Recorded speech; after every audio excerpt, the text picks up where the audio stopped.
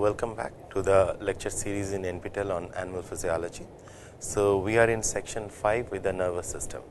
So, one thing I forgot to tell you people that there are almost 8 to 10 lectures dedicated for the nervous system because of the wide control mechanism it executes.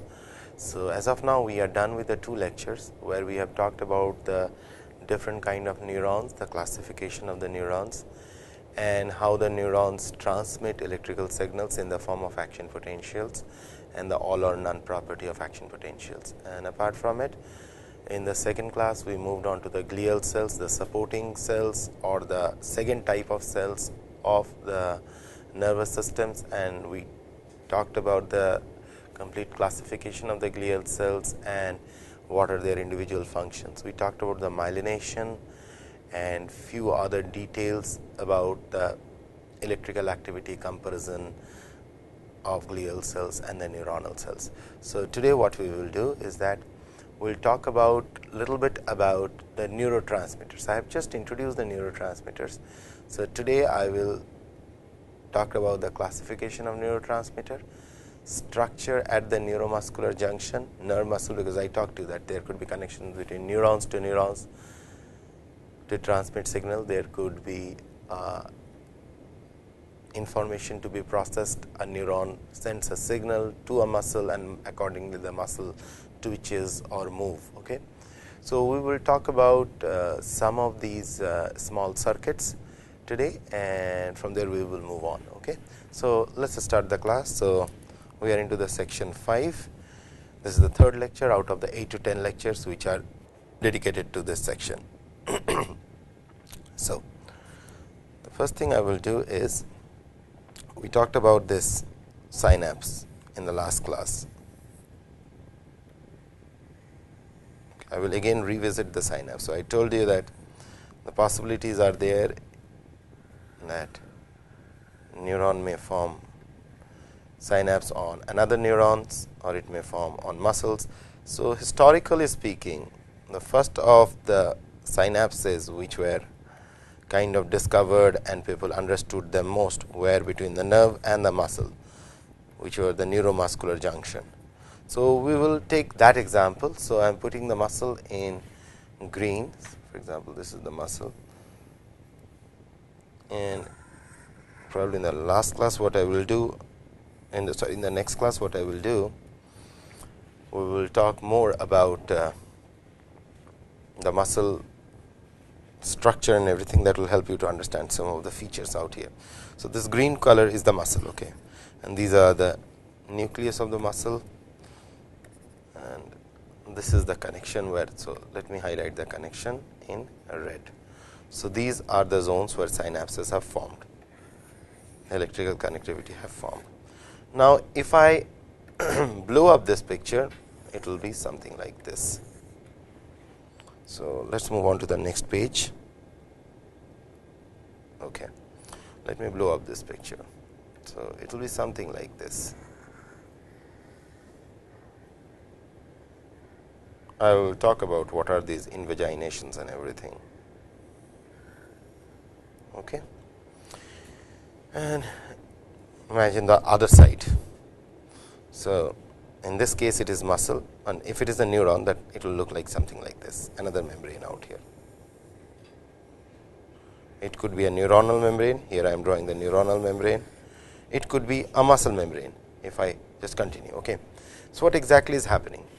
So, I have already shown you that electrical impulse reaches all the way to the end. Then what happens? This is the most important part.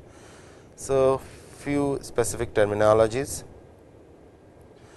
This gap is called synaptic cleft. Synaptic cleft. This is the small gap between one neuron and another neuron, or between one neuron and their target tissue, which may be a muscle or something else. Okay. And I express, you guys go through the notes and just check what is the nanometer difference between the two. It is a very small gap, and this is one exercise I wish you guys carry out. So, in this zone where the axon is making synapses, there are a lot of mitochondria. These are the mitochondria. These mitochondria are power generator or energy generator of the cell. There are enormous amount of mitochondria out here. What the electrical signal does, when the electrical signal reaches here, say for example, so I told you that there are several kind of neurotransmitters, and one of the very widely read neurotransmitter is called acetylcholine. So, soon after this we will come to the classification of the neurotransmitter, but before I go to the classification, just assume that this is a neurotransmitter, one of them is acetylcholine. So, that will help me to explain how the synapse really functions. Okay. So, once the electrical signal reaches out here, the next thing happen is this electrical signal leads to entry of calcium ion from outside, and in this zone what you will see a lot of vesicles like this, and these vesicles are filled with, likewise these vesicles are all filled with neurotransmitters, and these reds are the neurotransmitter molecules in this. Okay.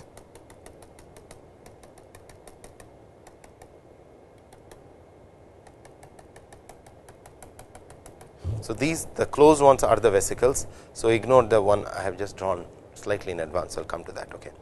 So, look at this synaptic cleft. So, there are two options. The electrical signal may jump to the next one through gap junction. We have talked about that in the electrical synapse, but in this case that is not happening. In this case there is a physical gap. So, you have to realize, so this is the basic difference between an electrical connectivity and a synaptic connectivity. There is a physical gap in the range of nanometers. Okay. Whereas, in the case of electrical synapse, if I had to draw it just side by side, it will look something like this. If this is the upper one and this is the lower one, the one which is receiving, there are physical tubing between them. Likewise, this is what is in an electrical connectivity through the in the form of gap junctions.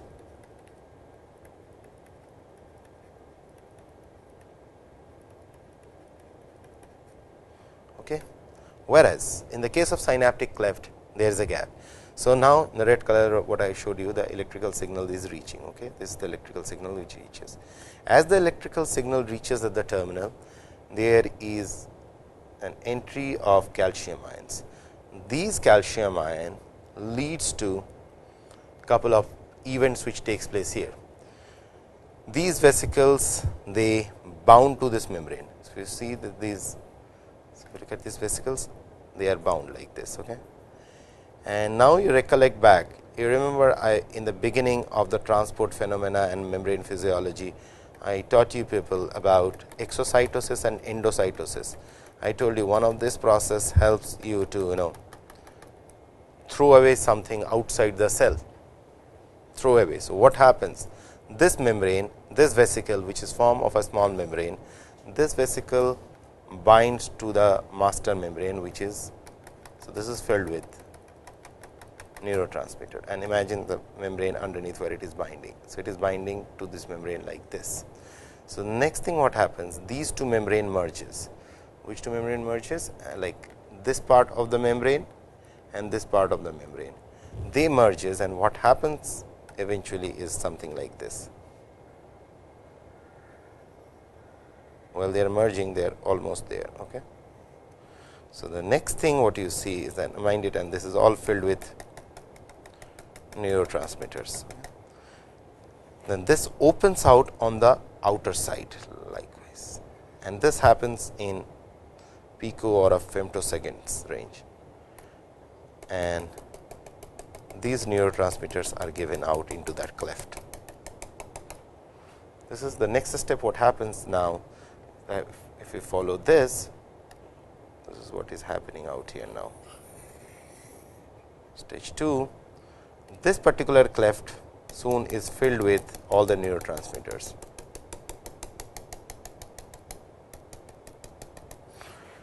Now, these neurotransmitters, once they are into the cleft, and in this case we are assuming all these reds to be acetylcholine. Okay.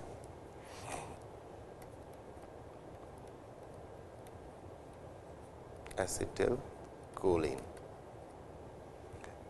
Once these neurotransmitters are on the cleft, they bind to the target membrane. It could be a muscle, it could be another neuron or whatsoever. Okay. So, once they start binding along this, so you see them, all of them, like on top of these red lines, or all over this surface. And as soon as they bind, they open up a series of cation channels, and in terms of from the outside to inside, if something has to move. So, this leads to the opening of the cation channels, and this promotes the entry of sodium inside the cell, Na plus, Na plus, Na plus from all over the place. And mind it, this is happening in a femto or a picosecond time interval. This is very, very fast. Okay. So, these neurotransmitters bind, and if you have a confusion out here that I have drawn these on the surface. So, these are on the surface, mind it, these are not inside the cell, inside the receiving cell, they are all on the surface. So, if you have a confusion, you can rub these off, so that you should not have any confusion out here, that these, okay, just for your better understanding, let me redraw this. Okay. Yeah. So, they bind to the surface of the membrane and opens up the cation channels, and all these cation channels lead to the entry of sodium. And as the sodium enters, so mind it, this cell is sitting at say minus 75 millivolt, negative with respect to EM, the membrane potential is minus 75 millivolt, minus 75 with respect to the outside. So, as soon as there is the entry of these sodium ions, from minus 75, it starts to shoot towards the positive direction, and as soon as it reaches something around minus 40 millivolt, it shoots up an action potential. Okay. So, now from one action potential which was generated out here, this action potential is transmitted to the second neuron, and the second neuron again carries the same process, and wherever it diverges and whatsoever it does. Okay. So, still the story is not complete. Story is not complete because what is happening to these red molecules which are bound out there, because if they are bound, the next series of signal which is going to come, what will happen to that? Because those neurotransmitter which will be ejected out from the sender neuron won't find a place to bind to the one where the message has to be sent. And just to for the technical terms, the one which is sending the signal is called presynaptic, and the one which is receiving the signal is called the postsynaptic. In the case of neuromuscular junction, muscle surface or the muscle membrane is called the postsynaptic membrane, and this whole phenomena is called the synaptic event. And this is the, you can say, the central, one of the central theme or the central procedure, because the way I am drawing it is very simple, but think of it when this was discovered. This was something, one of the most path-breaking discoveries of discovering synapse in the biological system, and for last 70 years people are rigorously researching upon the structural details of this and the features and everything, using electron microscopy, patch clamp electrophysiology, intracellular electrode, extracellular electrode, and a whole series of bioelectrical techniques are being employed to understand field effect transistors and likewise. Okay. So, what will happen to these neurotransmitters which are present here? These neurotransmitters have to be removed immediately, otherwise the next signal won't be able to do. And these are, again, I am repeatedly trying to tell you that this is all happening in a picosecond, femtosecond level domain. So, what will happen is that, now let us do a bit of a small chemistry out here, what is happening. So, let us make this diagram a little bit more simple, so that we can appreciate what is happening out here, and just make the synaptic cleft slightly bigger, because I have to put some of these features out there. Okay. So, now imagine this vesicle has given the had sent out this acetylcholine out here. Okay. So, simplistic, only one vesicle bind to it. So, what will happen to this acetylcholine is,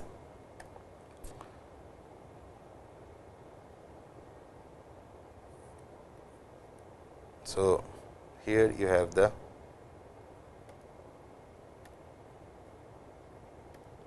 okay. Let us take up a bigger molecule. Imagine this is an acetylcholine molecule, a single molecule. I am just blowing it up now. Okay. So, what will happen, there is an enzyme which is present in the synaptic cleft, and that enzyme is called acetylcholine esterase. This enzyme immediately come, and what it does is it splits this molecule into two parts. One is called acetate, one side is called acetate, the other is called choline. So, here is your acetate part which gets metabolized, and the other one is called choline. This choline is immediately taken back by the cell, it goes back inside the cell. Now, you see exocytosis, while acetylcholine is being given out by the presynaptic membrane into the synaptic cleft. Now, you see another molecule, a part of that molecule is taken back by the cell inside the presynaptic membrane. So, that is how the choline gets back inside the cell. Once the choline gets back inside the cell, what happens simultaneously, I told you that there are a lot of mitochondria out here, which are the energy rich or the energy producing machinery. So, what it does, this gives out an acetyl moiety out here. Okay. Acetyl CoA, acetyl coenzyme A. So, acetyl coenzyme A with the choline moiety coming from this side forming acetyl choline, okay, and the CoA or the goes back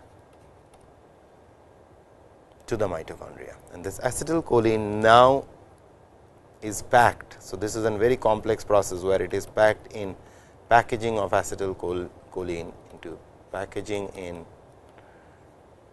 synaptic vesicles, and then this stuff comes here and it is now filled with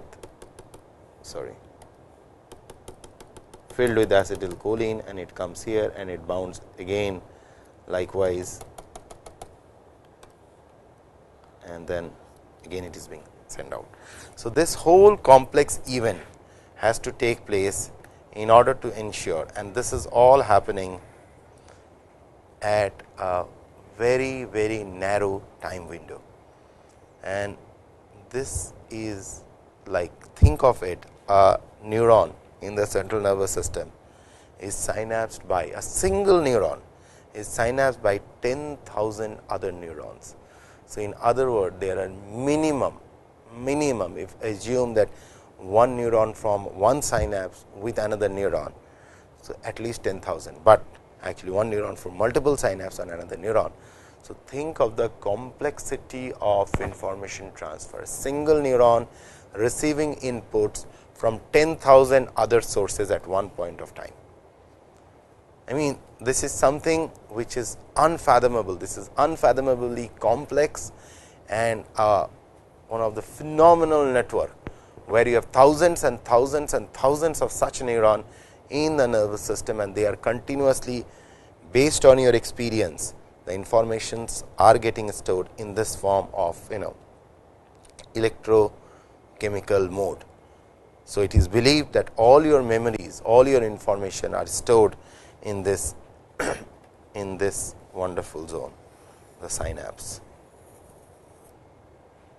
This is a region where it is just like the only something similar to that you can think of is a membrane of a CD or a surface of a CD or a membrane of a older days audio tape where you have the scratches taking place while the sound waves are getting stored, something of that kind.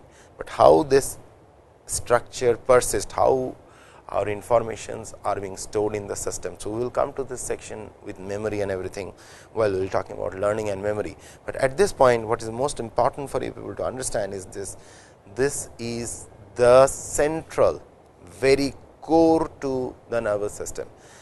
I mean, there are nth detail I can go into it, but at this point what I expect you people to understand the very basic fundamental synapse which are present.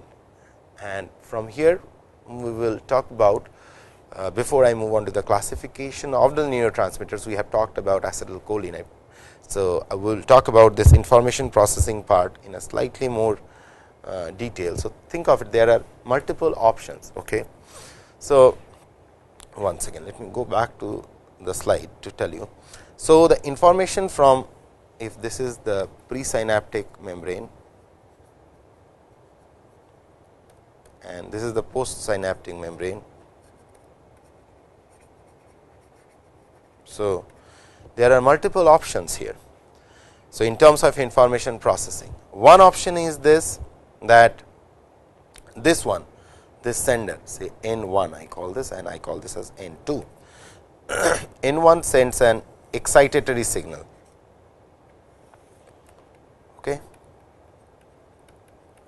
So, if N1 sends N2 an excitatory signal, the signal is getting transmitted. But think of it, if N1 from here sends an inhibitory signal, in other words, what is an inhibitory signal? Say for example, N1 leads to the secretion of a neurotransmitter, which upon binding to the postsynaptic membrane leads to the opening of chloride ions or chloride channels. So, what will happen? So, before this I told you the cations are moving. So, sodium are moving from outside, because outside the cell the sodium is higher, inside the cell sodium is lower. So, by the diffusion gradient sodium will gushes inside the cell. But think of the reverse, just think of the another situation. Say for example, instead of acetylcholine there is another neurotransmitter which upon binding, say XYZ neurotransmitter, upon binding to the postsynaptic membrane leads to the opening of the ports which allows the entry of chloride ion inside the cell. If the chloride ion enters inside the postsynaptic cell or the N2, what will happen? So, say for example, this cell is sitting at minus 75 millivolt. So, from minus 75, instead of going up, which was happening in the case of excitatory, this will go down to say minus 90 millivolt.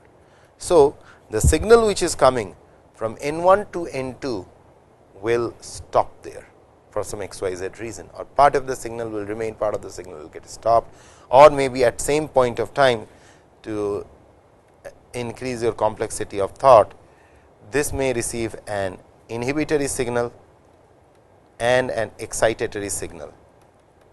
Okay? And based on that it does a computation and it decides what to transfer. So, what will happen is this. So, the excitatory signal minus inhibitory signal or inhibitory signal minus the excitatory signal will decide how much signal will be transmitted to the next neuron. Okay.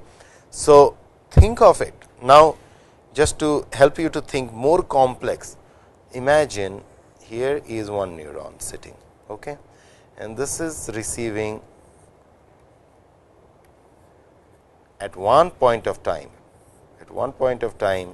say for example, S1, S2, S500, I am not adding those, and I have to say S10,000, and S stands for signal. Okay. At one point of time, at time t,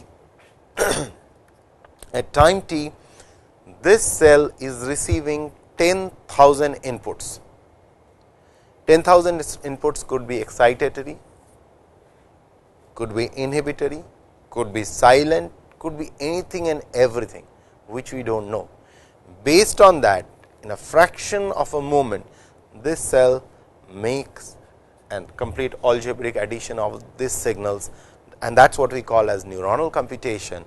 It does all this computation with all this and all these different signal, and decide a lumped up signal what has to be transmitted. So, the output signal is decided out here, output signal. This output signal decides wherever it sends it to the muscle, sends it wherever XYZ target organ, decide what to do. It is that level of complexity we are dealing with. The best computer in the world, the best computer, the best supercomputer, whatever you call that, can never ever match this complexity. Because another important thing, if a computer has to do this much calculation, the amount of heat it is going to generate will be enormous. But when the brain does this computation, it does not generate heat, it functions in a totally different way. So, in other words, you can call those who are from electrical or who have some bent. This is a classic situation of low power electronics, where everything happens at a very low power. Okay? And this is very important for you people to appreciate. So, these excitatory, the number of currencies are very few. So, this is one way to look at it. Now, while I was introducing you, there is excitatory and inhibitory neurotransmitters. So, think of it, that is another way of classification, or which adds up to the complexity of this whole procedure, that whether it is inhibitory, whether it is excitatory, what kind of neurotransmitter. So, that is why we have to come to that classification of a neurotransmitter classification. Next, I told you at delta time t, okay, all these things are happening, but think of a situation where, say for example, I have the time, okay, t1 second, t2 second, t3 second, t4 second, t5 second, or even less than a second, maybe femtosecond or picosecond, the signals are coming to this target. So, there will be a different kind of addition, that is called. So, if this one is in the same space, in the same location, they are all coming at the same time, mind it, all the signals are coming at, say, now all the signals are coming down likewise, that is on the spot. So, that is called spatial summation. Summation is only a function of space, spatial summation. Whereas, think of another situation where signals are coming like this over a period of time. So, it means my is a signal, likewise, okay, tuck, tuck, tuck, tuck, tuck, tuck, these are the signals. So, they are coming over a period of time. So, those kind of signals, what happens, say for example, think of this situation, okay, one signal. So, all the signals are coming at the same time on a target. Okay. This leads to a spatial summation. Now, think of it, here is the base t. So, the x axis is time, okay. Here is the time circuits. Okay. Signals are coming like this.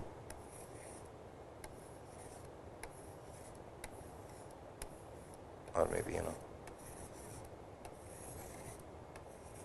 different amplitude, different magnitude, different time window. Okay. So, and your y axis is a signal, amplitude of a signal. Okay. So, if this is a temporal, this is a spatial summation, spatial, SPATIAL, spatial summation. This one is called temporal summation. This is even much more complex. So, 10,000 inputs over a period of some few femtosecond or a picosecond or a nanosecond is coming. Think of it. So, this is the level of complexity a nervous system harbors. It is a very complex and it is a very interesting system. That is why, as they call it, that our next code. So, we know in biology there is something called a genetic code, where we know how the genes demonstrate a function or a protein or our phenotype. Now, the next code, which will be the next frontier, or one of the very profound frontier, will be the neural code. What we mean by neural code? Now, this is something very important for you people to appreciate before we go in depth with the nervous system. So, say for example, someone must have taught you, someone must have told you that this is a cell phone. Okay. This is a cell phone. Okay. Who taught you this is a cell phone? You saw this and you figure out. So, if you see another cell phone like this, you will say, oh, this is a cell phone, I know this is a cell phone, fine. So, whenever we tell that this is a cell phone, now let us take another example. This is, say for example, a notebook, okay. We call it, this is a notebook. So, somebody must have taught you that this is a notebook, okay. So, what I meant by that, or say for example, I say, oh, this looks like a pen, okay, or say for example, I have a mic here. So, by looking at it, I can say, oh, there is a mic. So, this is very important. If I never call this cell phone as computer or a cell phone as calculator. I never call this notebook as something, say stool or something, okay. I never say this. Why I do not say this? Because this is very important for. So, my system, whenever I look at, say for example, I have an apple out here, okay. So, for example, I have an apple out here, something like this, okay. While we were small kids, someone has taught us that this is an apple, and if this is an apple, then it has a neural code. It has a neural signal which is stored in your system as an apple. Whereas, if you see, say for example, mango, okay. So, this is a kind of a, people are eating a lot of mangoes nowadays, okay. Okay. So, okay. Somebody must have taught us that this is a mango and it has a different kind of signal. Same way, everything what we see has a correlated neuronal code, and that code teaches us that this is a mango, this is an apple, this is a cell phone, this is a book, this individual is your mother, this individual is your father, this individual is your sister, this individual is your friend, this individual is your wife. So, there are informations which are stored in the system. So, if some way or other I know that this signal is a signal for a apple, okay. Now, say for example, somebody does not have an eye, who is blind, and if I could feed into that individual's brain that this is the signal of an apple, the person should technically should be able to visualize that. In other words, could we, now I will use, could we see a song? You understand what I meant, okay. That this means like this, if this is your brain, okay. This is your brain, and it has different areas which is storing different kind of information. So, there are visual areas, there are olfactory areas which you can smell, there are hearing areas where you hear, where the sound informations are being coded. So, these are the different areas of the brain. Say for example, so let us take the example of this. Say for example, this is the, say I call this as a visual area, okay. So, in terms of the visual area, I told you that there are signals which says that this is an apple, okay, fine. This signal is for an apple. Now, if imagine this is a sound area where sounds are decoded. After all, end of the day, that is nothing but an electrical signal which is reaching out here, okay. Now, if I feed this signal, the signal of an apple to the sound area, what will happen? A very fundamental question. If I feed the signal of it, of the sound of the apple, of an apple, that electrical signal to the sound area, could we hear an apple? I may sound very bizarre, I may sound very like, am I mad to tell could I hear an apple? But think of it, that is what exactly I want prompt you guys to think, that could I hear an apple? Could I see the sound? Because in the visual area, I am feeling a sound signal, something which is sound. Could I see the sound? Because as of now, you are hearing me, you cannot see the waves, okay. Could I see the sound? Could I hear the apple? These falls under one of the most beautiful and challenging area of nervous system called neuronal code. What are those codes which ensures that we identify our parents, we identify the roads through which we are traveling, because errors in those leads to dreaded disease like Alzheimer's, some of the disease like Parkinson, and we will come to those, what is dementia and all other aspects of. So, this is called the neural code. So, coming back, so there are a couple of more things. We talked about the spatial summation, we talked about the temporal summation. Now, we will talk about another set of summations, where say for example, informations are coming. So, these are neurons. Okay. They may converge at a point, or what may happen is a signal coming and it is getting split up into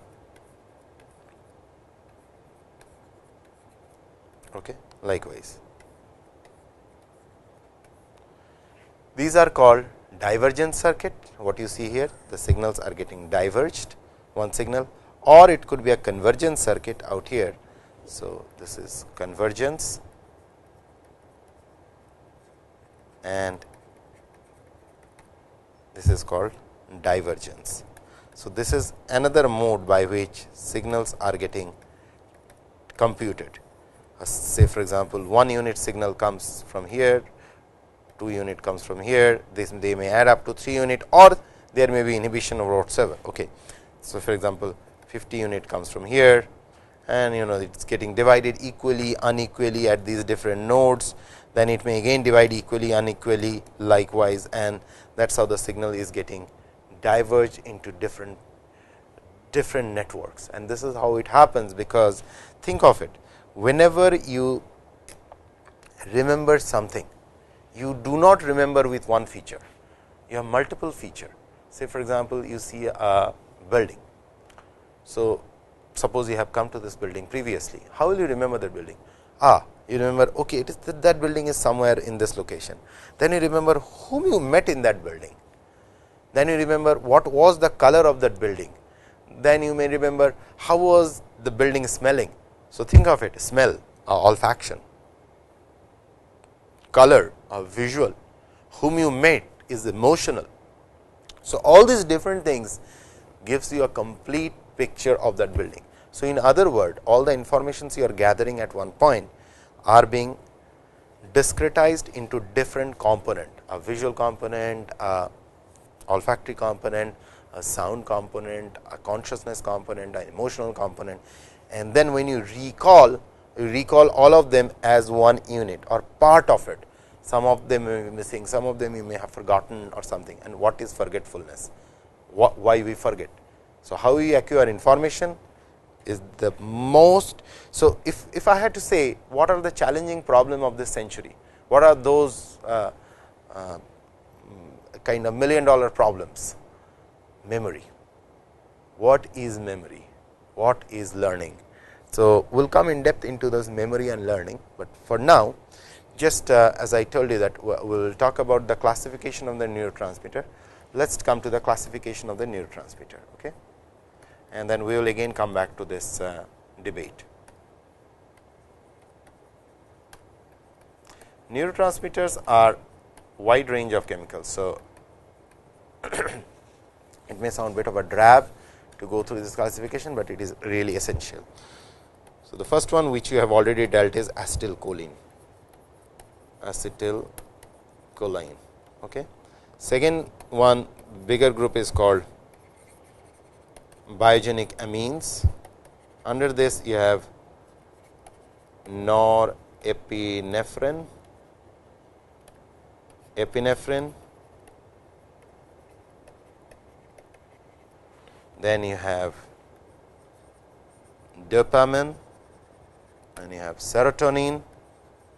While talking about serotonin, those of you who take antidepressant or something like Prozac, Zoloft, Paxil, they are nothing but all serotonin. Okay. So, Paxil, Zoloft, Prozac, this is the Bayer's product. Okay. Then you have histamine in that A. Okay. Then coming to the third one is the excitatory amino acids.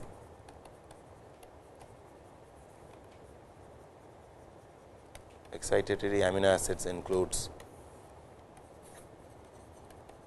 glutamate and aspartate.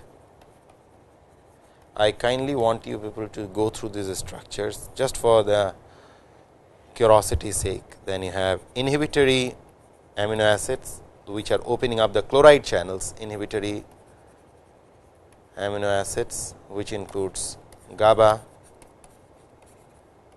gamma, the full form is gamma amino butyric acid, glycine. There is a fifth class which belongs to neuropeptides. Neuropeptides, this is one of the very emerging classes of it, substance P and opioids, endorphins, enkephalins and dynorphins.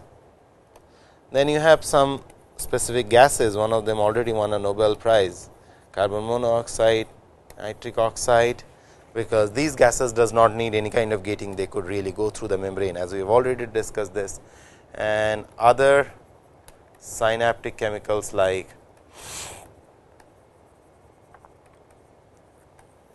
ATP, GTP, hormones, we will come to this, okay, and something like prostaglandins. Okay.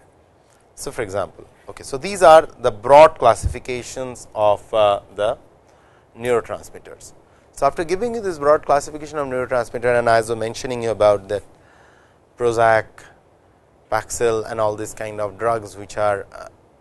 So, in other words, what does this mean? Say for example, if I have some way to define, say for example, let us think of it. Okay. This is the brain and this is the spinal cord, likewise. Okay. Now, if some way or other, say for example, this is some kind of a circuit which is governing our the multiple processes coming through, and there is a lot of network. Okay. So, imagine this is the circuit which I have put in red is dictating that this person is getting more activated. Whenever this circuit is getting more activated, this person goes for a depression. In other words, some way or other, if I could modulate this circuit with some XYZ component. So, whenever we talk about depression or high or anything, what does that essentially means is this. In a very simple term, if I had to, in a very most fundamental term, if I had to tell you, your depression, your happiness, your everything lies in this zone. This is where all these behavioral traits of individuals are being regulated. So, if you could modulate this, you can modulate several things, but to modulate this is a very, very challenging task. So, at your synapses lies that in that particular. So, coming back where I was trying to draw the circuit. Okay. Yeah. So, all the synapses which are involved, all this pathway are ensuring that this person goes in some form of depression or something. Okay. So, this kind of circuits leads to you are continuously fed with some specific kind of neurotransmitters there. So, now your option is that either you may oppose those neurotransmitter by some XYZ chemicals, or if the case is reversed, that there is a lack of those neurotransmitter, that is why this person is suffering from XYZ kind of disease, then you enhance the amount of those neurotransmitters, and we will come to this in terms of L-DOPA and the Parkinson and everything. Okay. So, this is the overall understanding what I expect from this class for you people to understand that end of the day, it is the brain which dictates several things, all our behavioral trait, all our patterns, all our behavior, how we react to situations. This is all governed by the brain, and it is governed through the most simple yet most complex structure called a synapse and the network of synapses. And by this time, I believe you people must be trying to appreciate that if at one point of time or over a period of time, there are 10,000 inputs coming to an individual neuron, and there are thousands and thousands and thousands of such neuron. What a complex supercomputer are we talking about? Or not even a computer, it is above that. It is one of the bionic computation machine, which helps us to be what we are. It is that complex and that serious. Okay. So, with this I will close on this class, and we will come to the next class, where we will be talking about the neuromuscular junction in depth, about how the electrical signal is being translated into a mechanical signal. So, before we start that, what we will do, we will talk about the structure of the muscle. So, then the next class we will talk about 3 circuits. We will talk about reflex circuit and what is a reflex circuit. We will talk about the neuromuscular junction. We will talk about the how the electrical energy is translated into mechanical energy. Okay. Thank you guys for your attention.